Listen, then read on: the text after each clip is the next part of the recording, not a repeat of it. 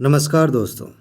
अगर आप इस बार यूपीपीसीएस या फिर आरओ एग्ज़ाम देने जा रहे हैं, हो सकता है कि आप दोनों परीक्षाएं दें, तो ये बात बहुत अच्छे से समझ लीजिए ताकि आप इस बार फेल ना हो। और प्री में आप कम से कम इतने मार्क्स तो आराम से लेकर आ जाएं कि एग्ज़ाम के बाद आप ये ना सोचें कि कट ऑफ कितना जाएगा, मेरा होगा कि नहीं होगा, मैं बॉर्डर पे तो नहीं हूँ। इन सारी उलझनों से पार होके आप मेंस की तैयारी में लग सकें। ये बहुत इंपॉर्टेंट बात है। ये जानना इसलिए भी ज़रूरी है क्योंकि बहुत सारे लोग लगातार मेहनत कर रहे हैं, खूब पढ़ाई कर रहे हैं, लेकिन एक छोटी सी गलती उन्हें फिर पीछे ढकेल देती है और फेल हो जाते हैं प्री में। चलिए समझते हैं। जब आप एग्ज़ाम देने जाएंगे, पेपर आपके सामने होगा, दोनों परीक्षाओं में, यूपीपीसीएस में भी और आरओ में भी, क्योंकि पैटर्न लगभग एक जैसा है। तो आपको 3 तरह के प्रश्न दिखाई देंगे और इन्हीं में आपको समझना है कि असली खेल कहाँ पे है। ठीक है। मेरे ख्याल से आप में से कई सारे दोस्त इसके बारे में थोड़ा बहुत जानते भी होंगे, लेकिन फिर भी जो बात है समझने वाली, उसे पकड़िए। 3 तरह के प्रश्न होंगे। कुछ प्रश्न ऐसे होंगे जो तथ्यों पर आधारित होंगे। करंट अफेयर का क्वेश्चन आपको दिखेगा, हिस्ट्री, ज्योग्राफी, पॉलिटी, इकोनॉमी, इन सारे विषयों में जो तथ्य महत्वपूर्ण हैं उनसे क्वेश्चंस पूछे जाएंगे। कुछ प्रश्न ऐसे होते हैं जो कंसेप्ट पे आधारित होते हैं, जैसे कि अगर आपको ग्लोबल वार्मिंग का कंसेप्ट पता है या पॉलिटी का कोई कंसेप्ट पता है, तो उस कंसेप्ट पे आधारित एक क्वेश्चन आ गया है, आप उसे हल कर रहे हैं। ठीक है। और कुछ क्वेश्चंस ऐसे होते हैं जो बिल्कुल नए होते हैं, अजीब से होते हैं, जिनकी चर्चाएं होती हैं कि अरे पीसीएस में ये पूछ लिया, आरओ में ये आ गया। तो ये 3 टाइप के क्वेश्चंस आपके सामने होंगे। इन्हीं से होके आपको गुजरना है और इन्हीं में से प्रश्नों को सही करते हुए आपको कम से कम इतना स्कोर करना है कि आप प्री निकाल सकें। तो इसमें ध्यान कहाँ देना है? ये जो दूसरा ऑप्शन है ना, कंसेप्ट पर आधारित, जब आप ध्यान से देखेंगे तो बहुत सारे क्वेश्चंस ऐसे भी होंगे जो देखने में लगते हैं कि कंसेप्चुअल हैं, लेकिन उनमें भी फैक्ट्स ही पूछे गए हैं। फिर भी मैंने अलग इसे लिखा ताकि आपका भ्रम एक बार दूर हो जाए।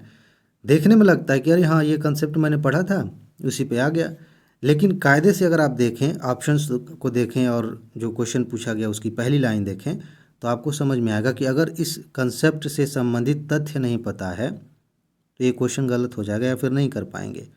बाकी जो बिल्कुल नए होते हैं, अजीब से क्वेश्चंस पूछे जाते हैं, ख़ासतौर से करेंट अफेयर के, इनमें तो जाना ही नहीं है। ये ऐसे क्वेश्चंस होते हैं जो आपको फंसाने के लिए होते हैं। अगर आपको आता है, आपने पढ़ा है तो बहुत अच्छी बात है, नहीं पढ़ा है तो कोई बात नहीं, इसे छोड़ सकते हैं। इन दोनों की बात मैं पहले क्यों कर रहा हूँ?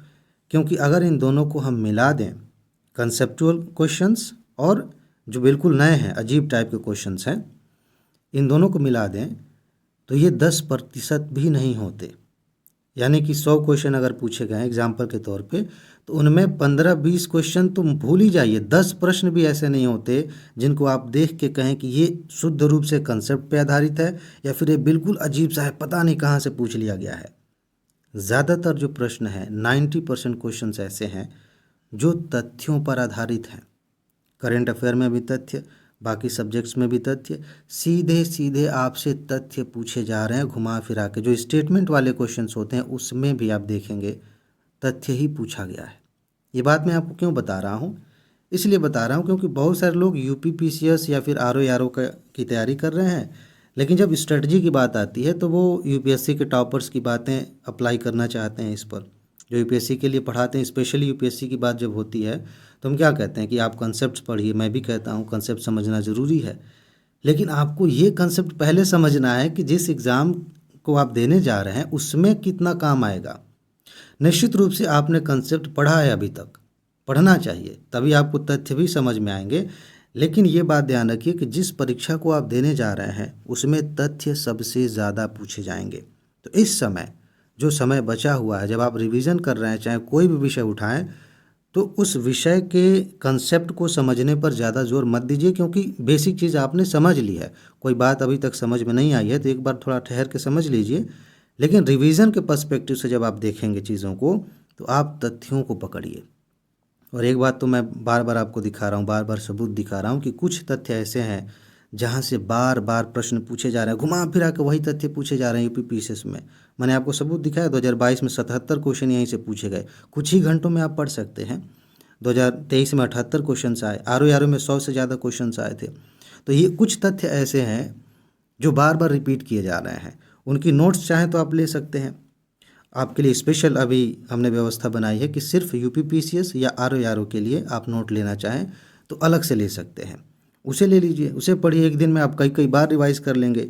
अभी तक कोई भी ऐसी किताब नहीं बनी है, अभी तक कोई ऐसा कंटेंट नहीं है जिसे आप 1-1.5 घंटे में रिवाइज कर लें और वहीं से लगभग 80 के आसपास क्वेश्चन आ जाए।